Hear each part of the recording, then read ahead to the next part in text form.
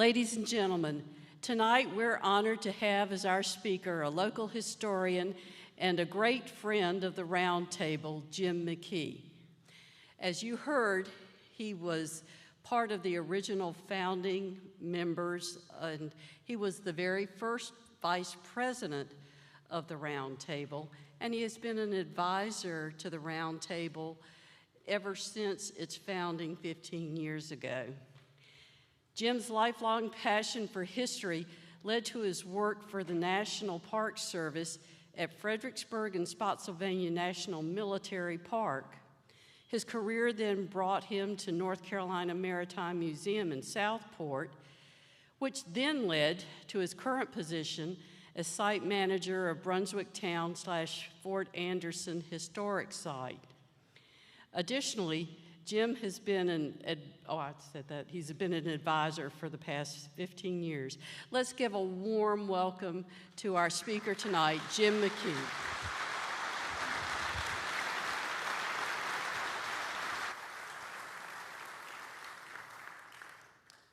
You clap now, but how many of you remember how I speak?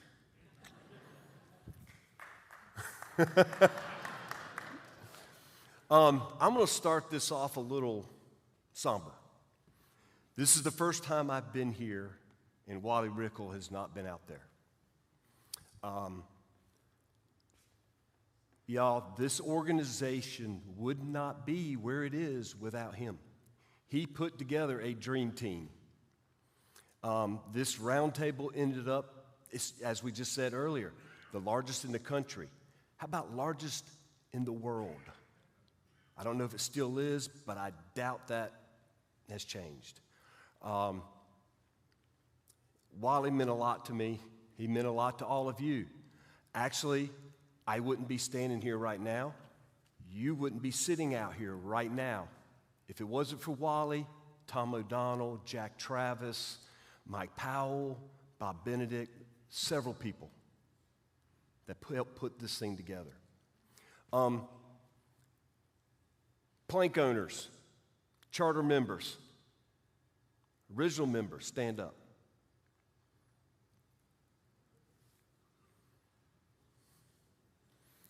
There's a few of us. There's a few of us. And yes, I was informed tonight I was the second speaker. Was it? Second? Second. Yeesh. Well, normally I show up in December, so here we are. It's December. I'm back. Okay, tonight we're going to talk about blockade runners and commerce raiders in the Cape Fear. This is just dealing with the Cape Fear. And this is going to be kind of an advanced introduction to blockade running. Everyone knows what a blockade runner does. Everyone knows what they did. Everyone knows about the blockaders. But we're going to go into a little bit more detail for you. Next slide. Why the Cape Fear? Well, its location. You're 674 miles from Bermuda, 570 miles from Nassau. You're welcome. So you got proximity. But really what you've got is you've got a river and a port that have direct access to the ocean, to the Atlantic. Now, that shouldn't make a big difference. This thing is not going to show up. Okay. If y'all look on the left chart, you'll see the mouth of the Cape Fear River.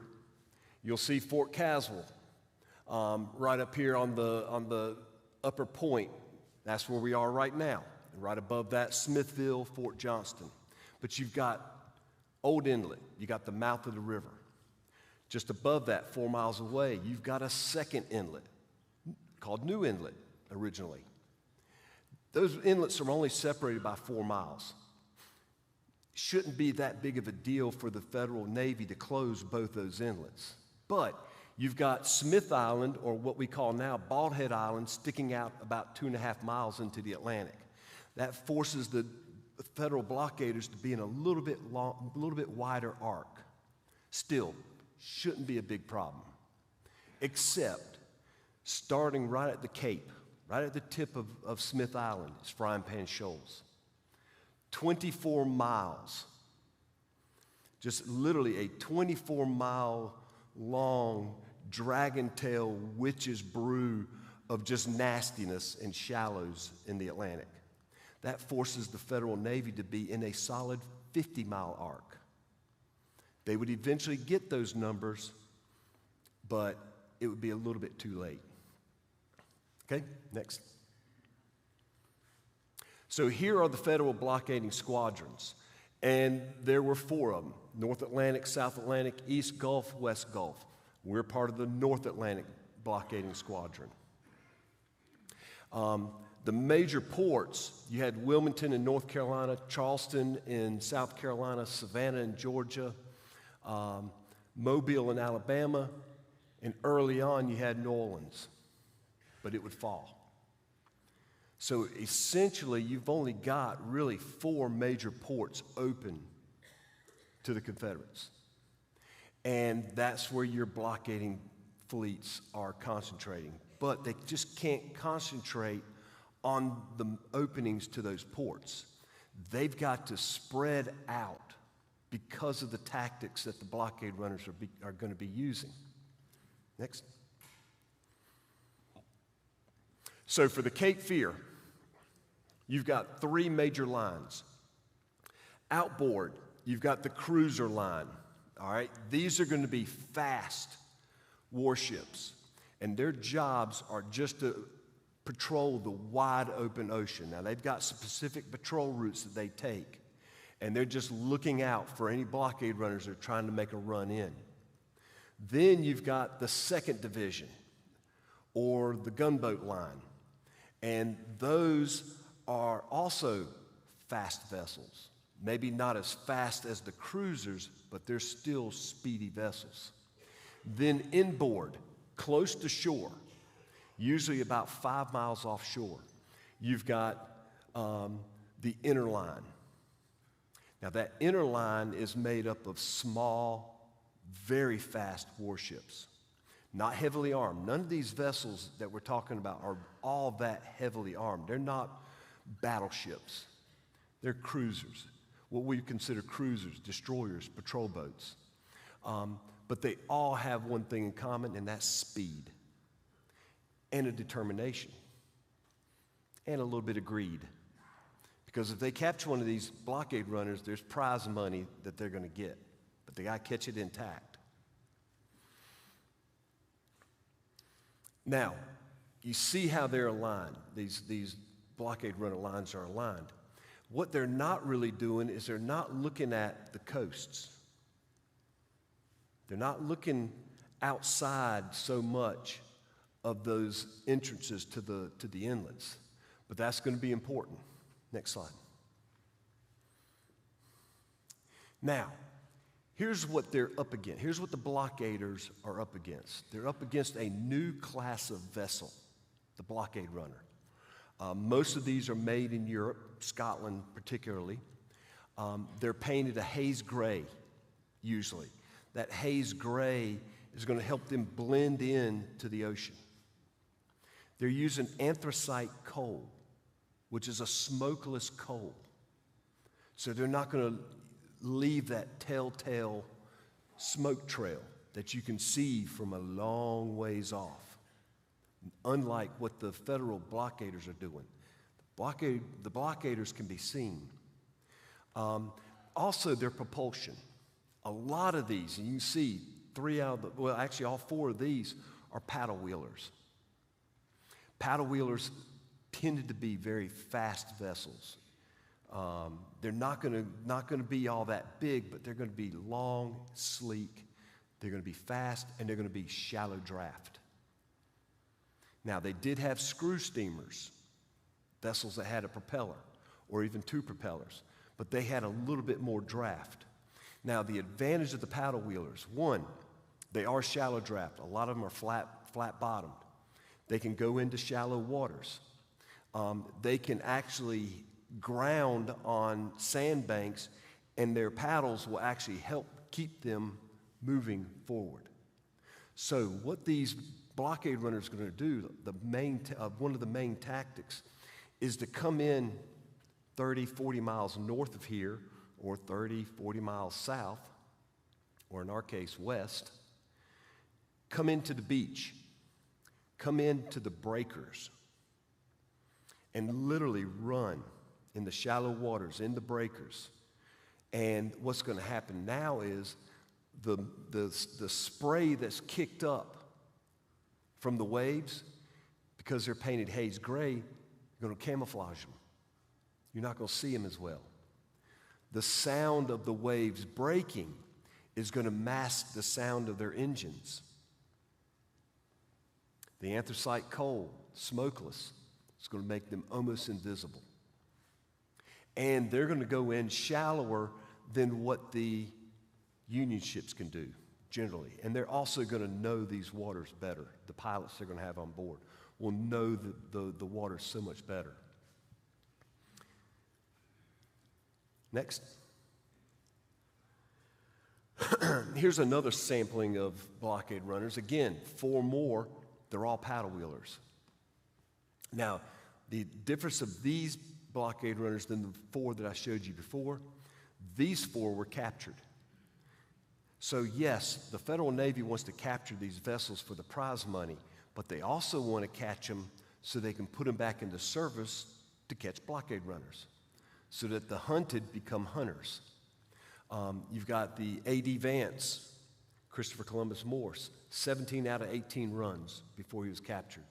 The Robert E. Lee, Thistle, Ella and Annie. And you can see what they were renamed: Fort Donelson, Follett, Dunbarton, and USS Malvern.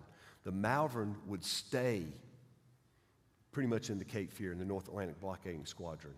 After the fall of Fort Fisher, she would be one of the headquarters vessels for the U.S. Navy during the Fort Anderson operations and the capture of Wilmington.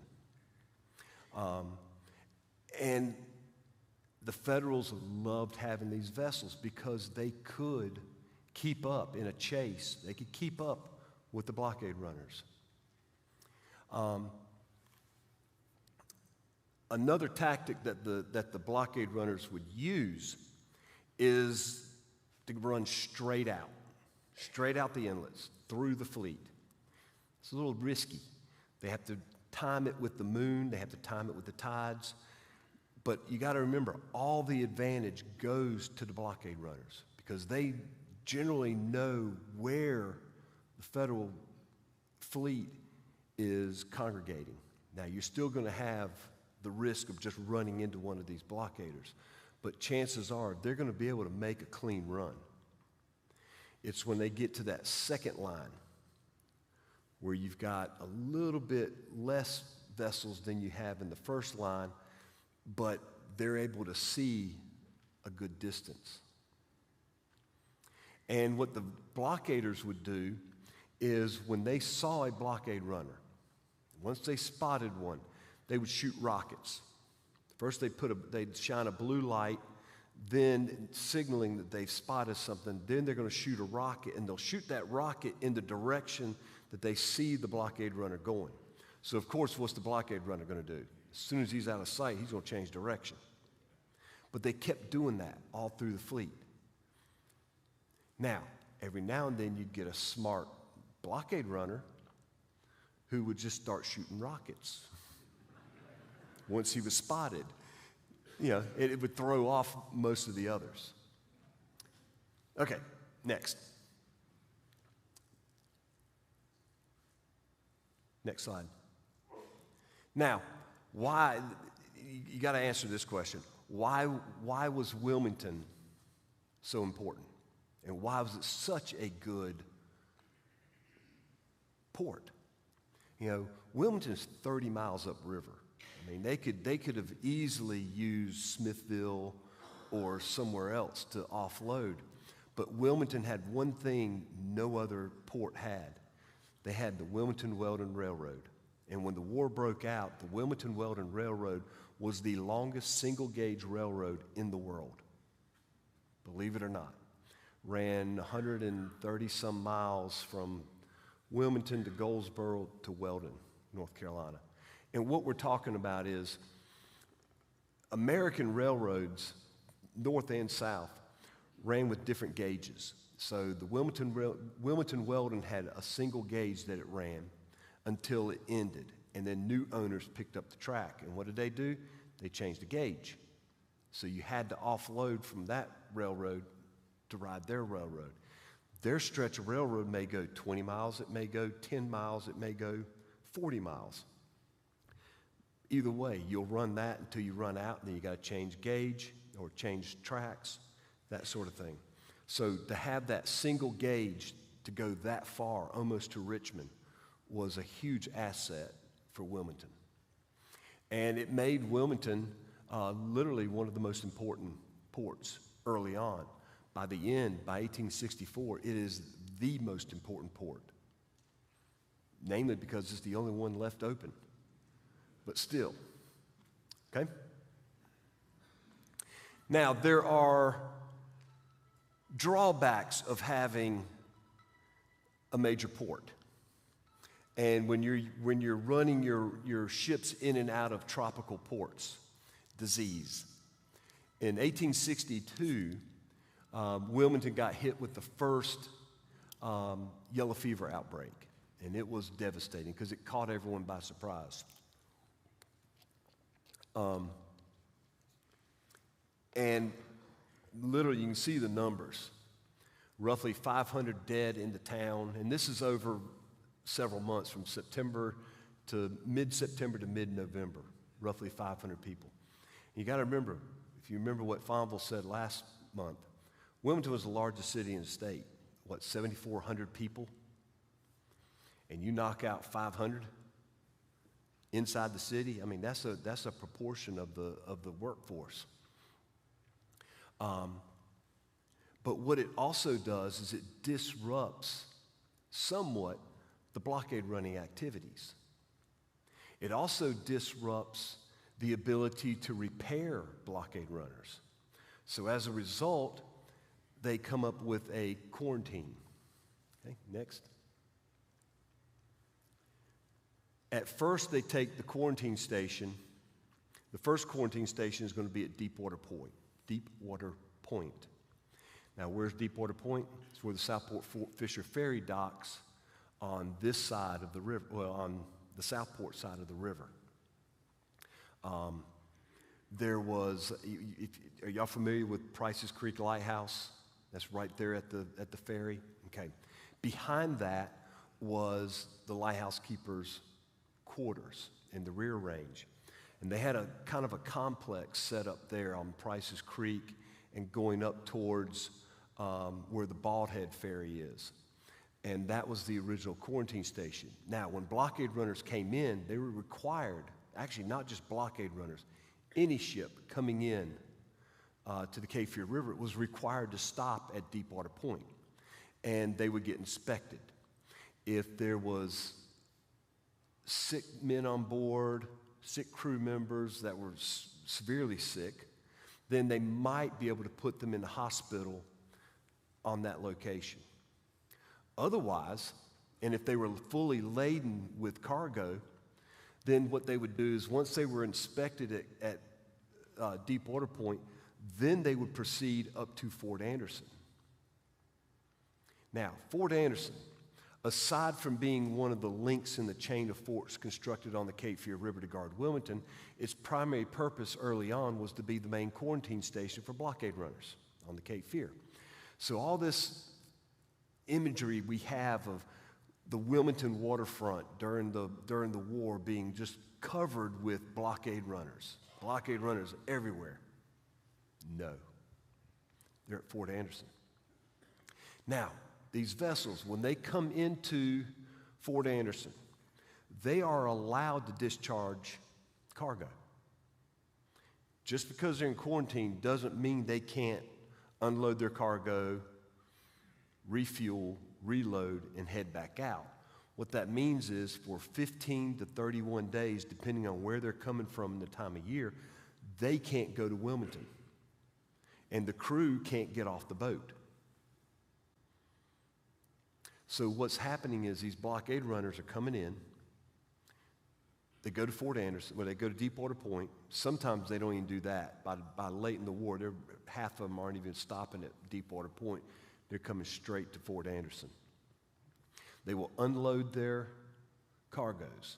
Now, the other thing about these blockade runners, they're not just carrying war cargo. Oh, no. They're carrying civilian cargo. They're carrying perfumes and foodstuffs and clothing and all the niceties that people like to have in wartime and peacetime. So they're carrying a mix. And by 1863, regulations are put in that a certain amount of the cargo has to be war material, because otherwise these blockade runners will just be getting fancy goods and bringing them in and out, and the heck with the war goods, because it's all where the money is. So they're doing that. They're allowed to unload their cargoes. The war material, guns, ammunition, lead, that sort of thing, is going to immediately be put on lighter vessels and sent to Wilmington. Foodstuffs, niceties, private cargo is going to be put into warehouses at Fort Anderson at the owner's expense. And it's going to be up to the owner to remove it. And then the blockade runners can refuel, reload, and head back out, as long as they've got enough crew. We know in August of 1864, there was 13 blockade runners in Brunswick Cove, right there at Fort Anderson, and about half of them had a yellow flag. And the yellow flag was the signal for quarantine. Generally speaking, if you're flying a yellow flag, you've got some type of disease, some type of outbreak. So it was serious. It was serious business. Okay? So looking at the maps, looking at the charts, the two yellow dots on the left chart indicate where the quarantine stations were. On the right-hand side, you see the section of the river where Fort Anderson is, and you can see Fort Anderson in red there. But if you look in the river, you'll see what we call obstructions. And there was a path. Basically, they unobstructed the channel that went by Fort Anderson. So you can see where the channel ran, and you can see why Fort Anderson was placed there. Now, just above Fort Anderson, between Fort Anderson and Orton Point, you see kind of a cove. That was Governor's Cove. That was a sheltered anchorage, had deep water, and that's where the blockade runners would be anchored once they unloaded their cargoes or while they were waiting for dock space, because there was only one wharf at Fort Anderson, and it could only hold 2 blockade runners at a time. Okay? Aside from blockade runners, you also have commerce raiders operating out of the Cape Fear. Now, all the commerce raiders that operated out of the Cape Fear were former blockade runners. They were fast, they were big. The most famous one will be the CSS Tallahassee. She will also be not just the most famous, she will be the most successful. As you can see, she burned, scuttled, or bonded 33 vessels in 20 days, between August 6th and August 26th. Now, she was originally the blockade runner Atalanta. She was 220 feet long, had 200 horsepower engines, could move anywhere between 14 and 17 knots. So she was a speedboat at that time. Armed, had various armor, 100-pounder gun, 30-pound rifle, 100-pound rifle, 30-pound rifle, and 2 32-pounders. When she went out, she tried getting out of New Inlet under the guns of Fort Fisher. She tried twice, starting on August 4th. Kept running aground each time. The last chance she had was August 6th. The moon would be right. the tide would be right, and she made her run out Old Inlet, the mouth of the river. Once she got out, she wasn't far out of the inlet when she spotted a Union blockade vessel right in front of her. And she slid, basically, as she was sliding under its stern, she looked, and there was another vessel not 100 yards off, that one. She slid in behind it. Commander Wood said they were so close they could have tossed a biscuit onto the deck. He could hear the officers giving commands. And we're not exactly sure what happened, whether there was somebody on board that vessel that actually was paying attention, or more than likely, her boiler burped and shot sparks out the stack. Either way, it alerted the Federals. They fired their guns. That first ship that she was sliding under and going by fired her guns. The ship right next to them fired their guns. She was so low in the water, the rounds went that way. Now, did they hit each other? I've tried finding out which ships those were. I tried going through the ship logs. Nobody admits being shot by another ship on that date. But I'll bet you somebody got hit. Because you can see that in that first picture in the upper left. That's her running right through. So you think, whew, made it. That's just the first run. Second run, they get to the second line. There's a cruiser waiting for her. Shoots rockets. She starts getting away. 2 more come in, firing rockets. She's just barely able to outrun them. Finally, she outruns them. The next evening or next afternoon, she makes it to the cruiser line. She's spotted again. And they give chase. This chase is kind of anticlimactic. She's able to escape pretty quickly. Once she gets away, she gets off the Delaware Capes and the Jersey Shore, and she has a field day. And actually, at one point, and what they were doing is they were capturing New York Harbor pilot boats. And what they wanted to do, John Taylor Wood wanted to get a pilot that he could either convince or pay to take him through Hell's Gate to get into New York Harbor.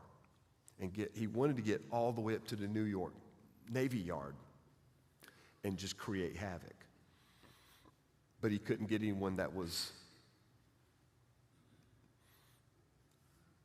not loyal, so to speak. So he ends up going to Halifax. The bottom left picture is a photograph of the Tallahassee in the harbor at Halifax. And she's missing her aft mast. One of those masts got knocked off in one of the conflicts that she had. Now, because England, even though England did not recognize the Confederacy as legitimate, it was still considered a belligerent. And so international law stated that belligerent countries could only stay 24 hours in a neutral port and only receive enough coal to get it back to its nearest home port. So with the 24 hours that the Tallahassee had, she could only get enough coal to get her back to Wilmington. Now, she was able to get an extra 12 hours so that she could fix her mast. Well, she didn't actually fix the mast, and they actually left a little bit sooner than she could have because she was under the impression that federal warships were going to be waiting for her. She took a very treacherous route out of Halifax Harbor to make it out. She would make her way back to Wilmington, and it was when she got back that John Taylor Wood started reporting on how actually difficult the Union blockade was. Now, what's going to happen to her? she will be renamed a Lusty, put under a new commander. She'll go back out in November. She'll only get 6 or 7 vessels on that run and only stay out a couple of weeks before she comes back. She's going to be renamed Chickamauga and not be able to make it back out. She will eventually her guns will be removed, put into Fort Fisher. Her crew will be put into Fort Fisher to help man the guns. And then she's going to be sent up the river above Wilmington, where she will be sunk as an obstruction where she still sits today on the bottom of the Cape Fear. The next one, okay, next. The next one's CSS Chickamauga. Chickamauga also had a kind of anticlimactic. She was only out about 3 weeks and got 7 vessels. The one drawback with all of these commerce raiders, because they were blockade runners, they weren't able to carry enough coal. So that was the one drawback they had. Each one, the Tallahassee and the Alusty, had to cut their cruises short because of a lack of coal. Chickamauga knew that, so what she did was she put coal in every space she could find. Every space. So much so that the crew were sleeping on blankets on top of bags of coal. And when she headed out on October 26th, almost the same thing that happened to Tallahassee happened to her. She was spotted right off the bat. Now, what did she do? She started firing her guns. She put up a blue lantern to confuse the Federal fleet. She also started shooting rockets, and it just completely baffled the Union fleet because they've got rockets going in different directions from different ships, and she was actually able to slide right out. Now, when she comes back in, she is sent back out, and you know what? I got my ships messed up. Tallahassee was the Alusty, was renamed Chameleon. Sorry, I haven't done this talk in a long, long time. She was the Chameleon. She made it out one more time and could not get back in and was sent to she made it to Liverpool after the fall of Wilmington and was seized by British authorities. Chickamauga, once she got in, could not get back out. She was disarmed, the crew put up to Fort Fisher, and then she's the one that's up at above Wilmington, sunk in the river. My bad, I'm sorry. At least I admit it. But again, all these vessels were fast, former blockade runners. Drawback, lack of coal. Okay? Now, this is a sampling of the cargo. This is in the Wilmington papers, in October 1864, January 1865. You know, the war's going poorly for the South, especially by January. But you look at the stuff that's coming in, you know, it really, the right side is really hard to read, but if you look at the left side, it's basically the same thing, just with more detail.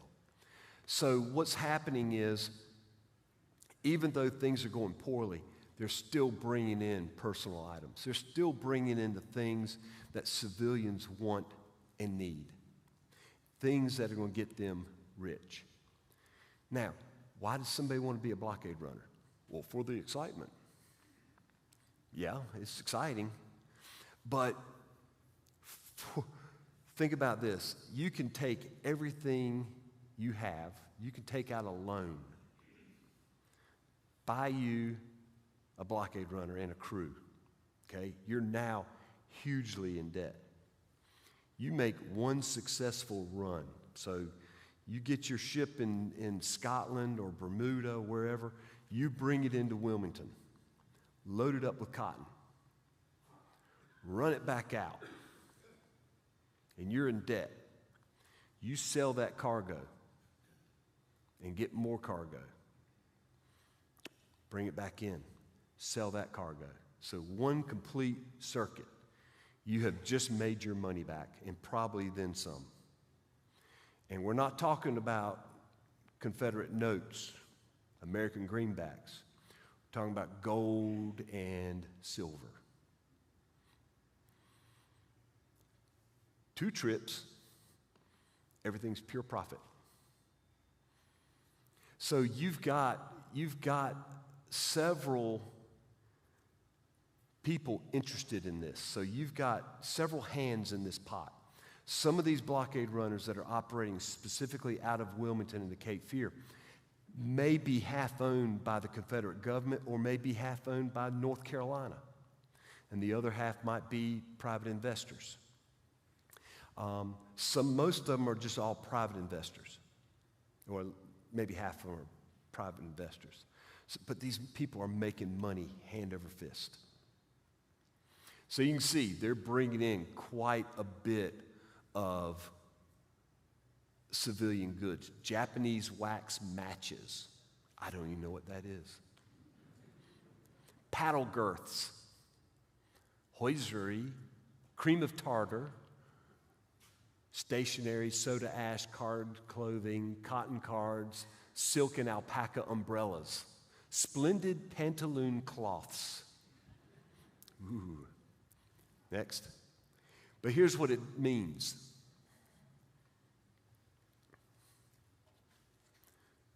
So this is the price. On the left-hand side is the prices that were in the Wilmington Daily Journal on April 9th, 1862. To the right, the prices June 1st, 1864. Inflation?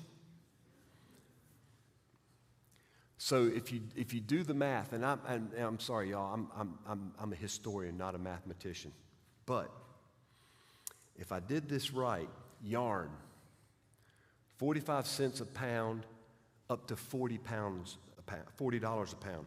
That's an 8,789% increase in price. The only thing that was below 1,000% increase was salt. And that's because they were mining that here. They were doing all the salt production here.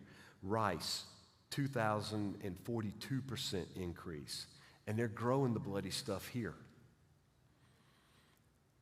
But if they've got to import it, oh boy. Yeah, the inflation was bad. It was so bad. It was so bad that the Confederate dollar was worth 1% in 1865 from what it was in 1861. 1%. And part of that is so much was having to be imported. One of the things they found out with the blockade was the Confederate logistical system just couldn't take it. There's a big misconception that the Confederacy had nothing. That's poo. The Confederacy had a lot of everything. They just didn't have the logistics to get it from point A to point B without having to go through C, D, E, F, and G to get it there. So they had it. They had what they needed. They just couldn't get it there. And that logistical breakdown helped run that inflation. Plus, a lot of the stuff, the food and that sort of thing, was primarily going to the soldiers. The civilians were left getting what they could buy off blockade runners or what they could grow on their farms. Okay, next one. All right. This is for you to decide. This pie chart. So this is all the blockade runners that operated in and out of the Cape Fear. Of those, 12% survived. 46% were captured, 42% were destroyed. What do you think? Did the blockade work? Who says yes? Yeah, I think they did a pretty good job, don't you? Next slide. Oops. Yeah, they only 12% of the blockade runners survived. That's it. That's what survived.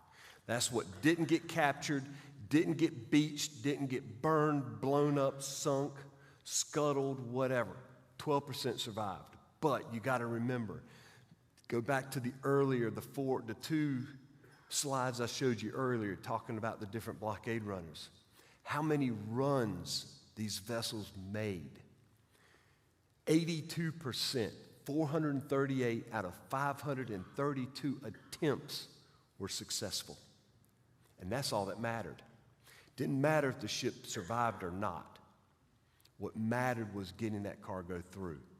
Now, sometimes that ship wouldn't survive. It would ground. And sometimes, if the situation was bad enough, they would just run that vessel aground, close to the shore, and then hope that the guns of Fort Caswell or Fort Fisher or later on Fort Holmes would be able to keep the Union fleet at bay so they could salvage the cargo off it. So that would almost, even though it's not counted as a success, that would be a success if they got the majority of the cargo off. Okay, next.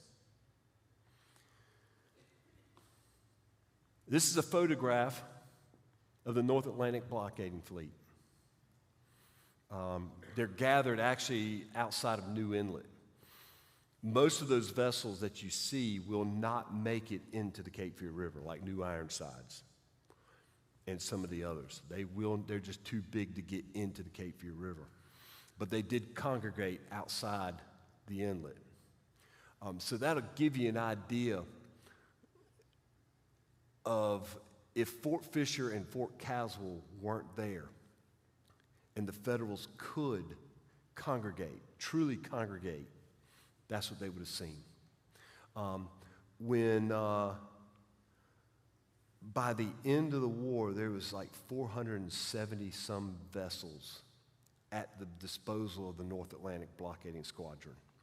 So they had things pretty well blockaded. And the effectiveness of the blockade cannot be summed up in the number of successes or failures by either side. But the value and the amount of cargoes that did not come into southern ports due to the blockade. The blockade was a major cause of the collapse of the southern logistical system. Like I said, the railway system, interregional trade, it just all broke down. The stress put on the small and large manufacturing industry. And no one will say that the Confederacy was an industrial powerhouse, by no means. But the stress that was put on their manufacturing was, greatly inflated because of the blockade.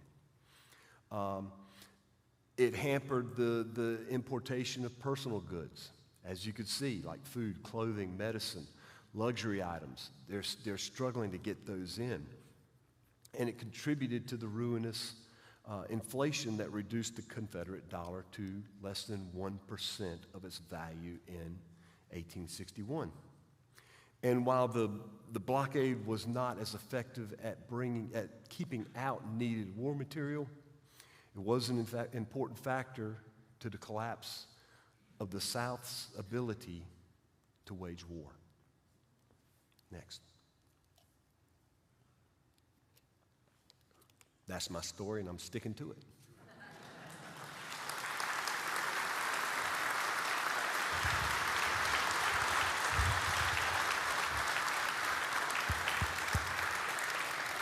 And we have the Exodus. I love it. Got to hit the bar. Okay, questions? We have time for Q&A. We have plenty of time. Didn't I do good on that one? Pardon?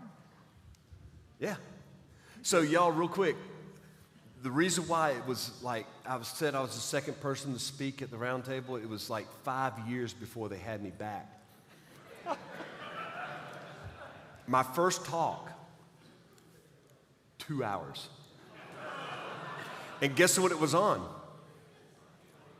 The 1862 New Mexico campaign. Unfortunately, we do not have that on tape, so you can go back and watch it. I think that was before we were I'm taping sorry, these but, things.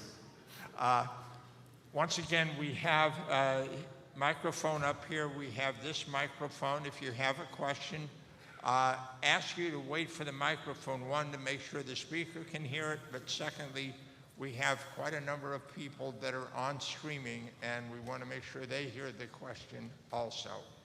So do we have some questions out here? Yes, let me pass that back.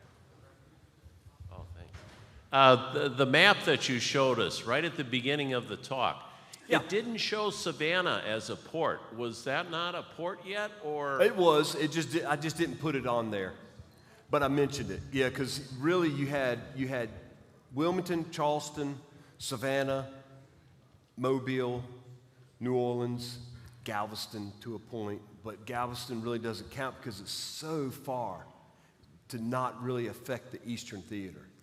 And New Orleans is taken so early. Savannah, even though it's not taken until January of 1865, it's still pretty effectively closed. You've still got runners going in and out of there, but it's few and far between. Same with Mobile, same with Charleston. So that by August of 1864, once Mobile falls, Wilmington is really the only port left that's effectively open. We have a question over here. Yes, sir. I actually had two questions. Yeah. Number one, did they resupply the blockade runners with coal to leave Wilmington? And if so, where did they get it? Because this is not a coal area. I'm assuming that they brought it in by rail from states like Tennessee or wherever they have the nearest coal mines in the Confederacy. Was that the case? Yeah, so they're able to refuel blockade runners via the railroads. Now, you have the Wilmington and Weldon. I told you that one. It runs north-south. But you also have the Wilmington-Manchester. It runs down towards Columbia, South Carolina. The Wilmington and Rutherford that runs west towards Charlotte in Tennessee. So they can get their coal in by rail to Wilmington. And then what they're going to do is once it comes into Wilmington, instead of offloading it and bringing it by wagon, they're just going to bring it by lighter vessel, or what they would call colliers. So they bring colliers down and refuel the blockade runners right there. That way you're not getting people on and off and all that stuff. Okay. And my second question was, was there any of these ships preserved historically? Is there any location where, or were they all sunk and scuttled or burned or broken up? As far as I know, there are no blockade runners left above water. You can go see parts of the Ranger in Lockwood Folly Inlet. When the water's really, really, really, really low, you can sometimes see the machinery. Actually, I don't know if you can still see it. I know when I was a kid, you could see the Ranger sticking up in the middle of the inlet.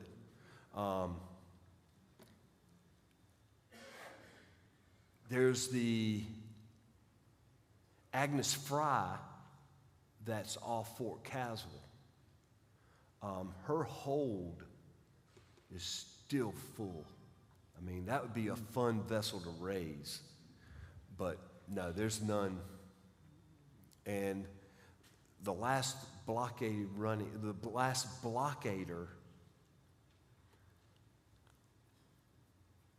was the Hartford, and she sank in 1957 when she was tied up at the Brooklyn Navy Yard and forgotten about. Oh, incredible. Yeah. And my final question, any European ship that was coming in to bring supplies to the Confederacy, what would the Union Navy vessels do to that? Did they divert it to the north, or? Yeah, neutral vessels, if they were caught, British,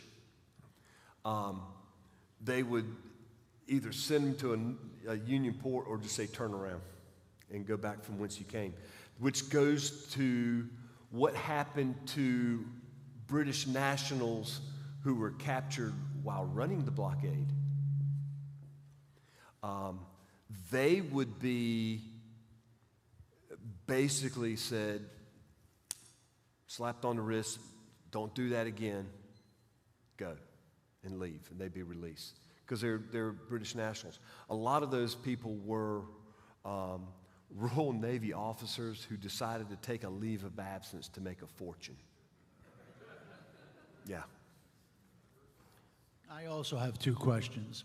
The first is, considering what something sold for in 61 versus late in 64, that incredible inflation, who had gold and silver left in 64 to pay for this stuff? Oh, trust me, they're not, basically what you're doing is you're bringing in that cargo and you're offloading it and you're basically bartering. You're getting commodity. You're getting your cargo. You're getting cotton and whatnot to take out. Yeah. Second question, were there traders there who were literally buying that and then taking it inland themselves to resell at a much higher profit? If they could, oh yes, anything they could do to make a profit. And believe me when I tell you, there was just as much Southern cotton in northern factories during the war than there were in British factories. Oh yes. All you had to do was go to Bermuda, Halifax, or Nassau, and you could purchase all the cotton you wanted. Yep. Hi, Jim. Great talk. Thank you. And it's nice to know that you can make a mistake at your age and still stand. It's two questions. One is,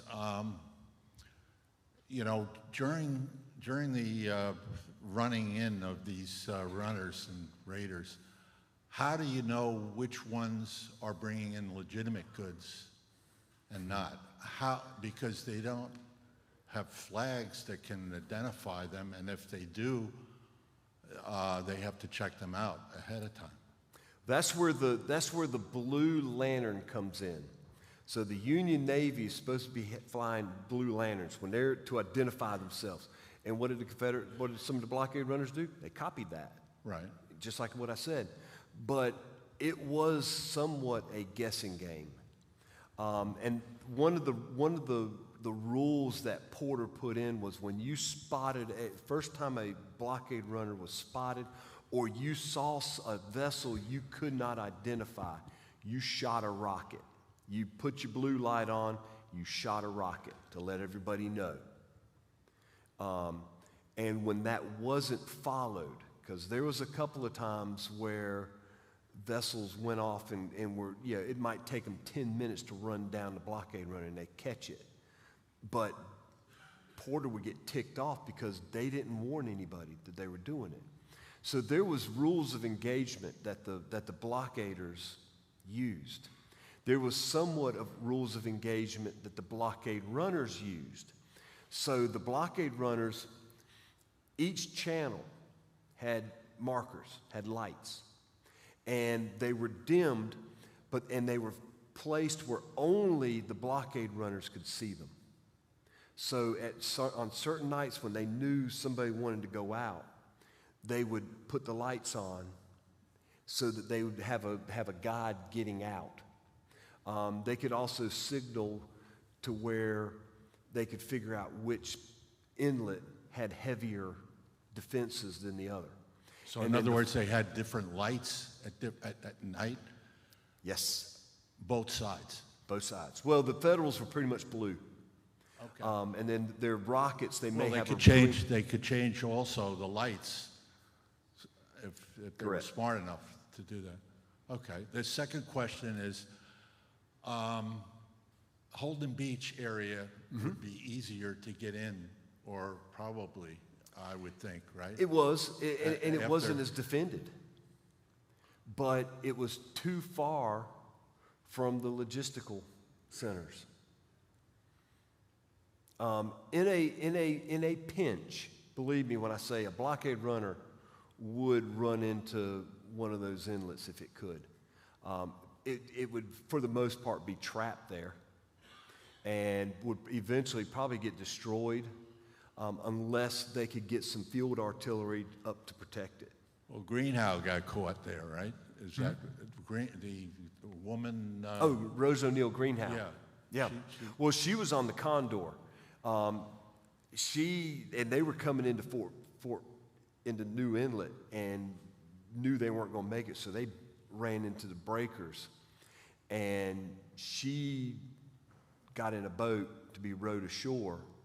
And when the boat capsized, the gold that was sewn into her, or supposedly sewn into her petticoats, took her right to the bottom. Yeah, but that was near Holden Beach area? No. Oh, That was up here. Oh, Yeah, that was okay. up off Fort Fisher. Okay. Most everything's off closer to the inlets. Now, you do have I think it's the Vestal that's at Holden Beach, Sunset Beach. So you do have blockaders all along the coast here. Okay. Yep. Thanks. They would definitely use those inlets if they could. Okay, thanks. Yep. Yeah. Yeah, was there any, this may be the same question he was asking. Are there any figures as to the number of federal vessels that were sunk? Because I know for a fact that there was one found off the coast of Myrtle Beach. Mm-hmm. Well, okay, so the vessel that you probably think about, the Philadelphia, They thought it was the governor, but they weren't sure of the name. was that the one that had all the cannons on it? It had federal supplies, Okay. mini balls, Okay, yeah. felt So buckles. that happened, like the Peter Off, the USS Iron Age. Those are vessels that are sunk here, off near Lockwood Folly and Holden Beach. Those vessels either grounded and had to be destroyed, or they went down by dueling with a Confederate battery. So no, don't think for a second that it was all peaches and cream for the blockaders. They had just as much risks. The one thing I did not discuss was the role of the forts, Fort Fisher and Caswell. Anything that got within 4 miles of those two forts was fair game. And the gunners were only limited by their line of sight. The thing about Civil War ordnances is all line of sight. If you can see the target, by God, you better hit the target. And if you're shooting at a vessel that the bulk of the vessel is beyond the horizon, but you can see its masts, that's still a legitimate target. If you can see any part of the target, you'll take a shot at it. And some of the guns in those forts had a range of 4 to 5 miles.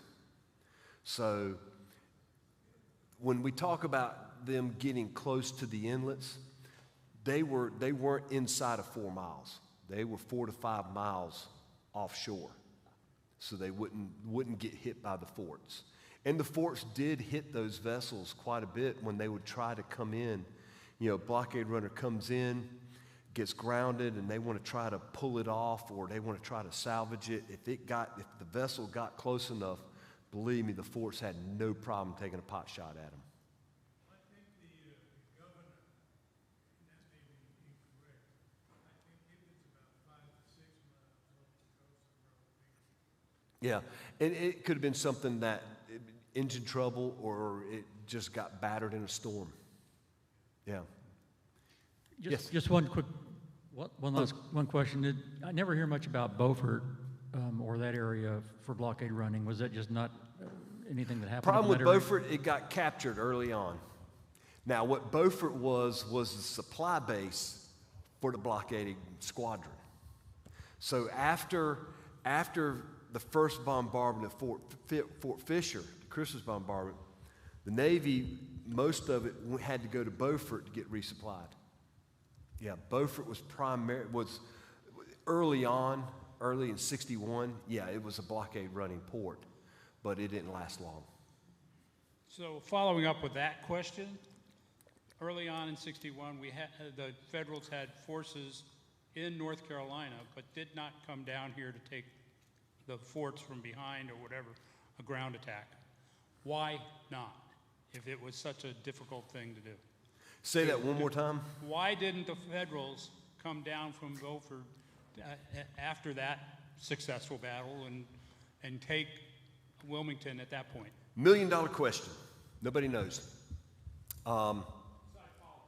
Yeah, no, I mean,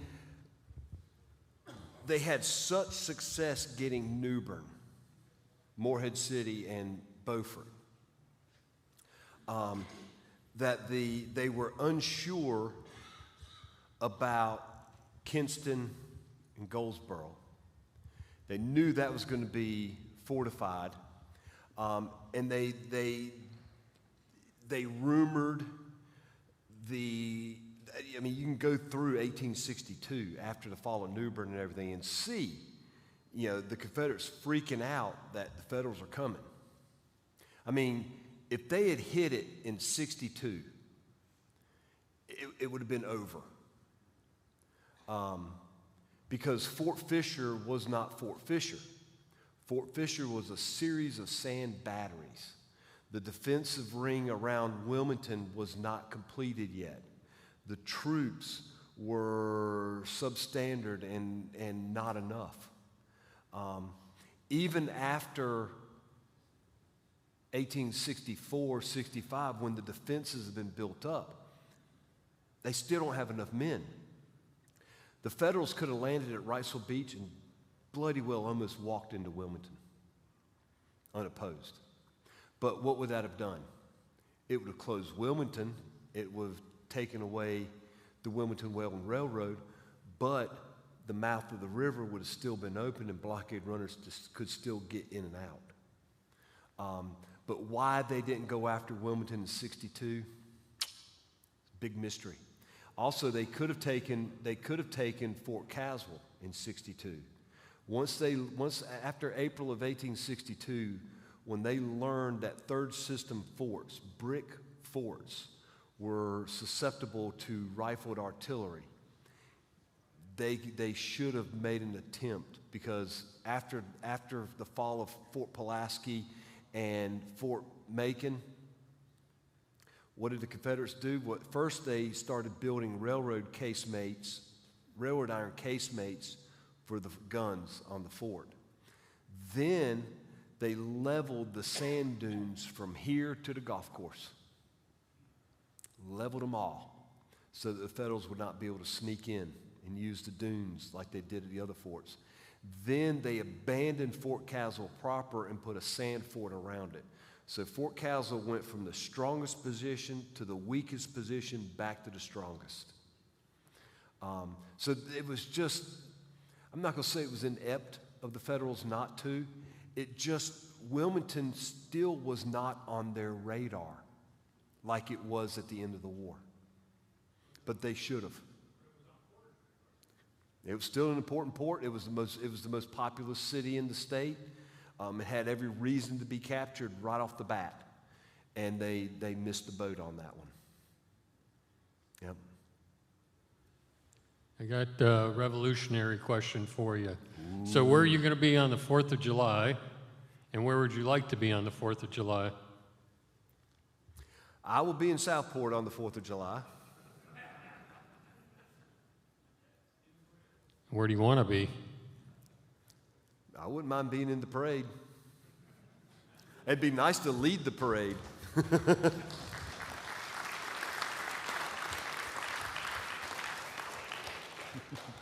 Thank you. Thank you. Great Thanks, speech. everybody. Thank you so much. Such an honor. Always an honor to be here. Always good to see you.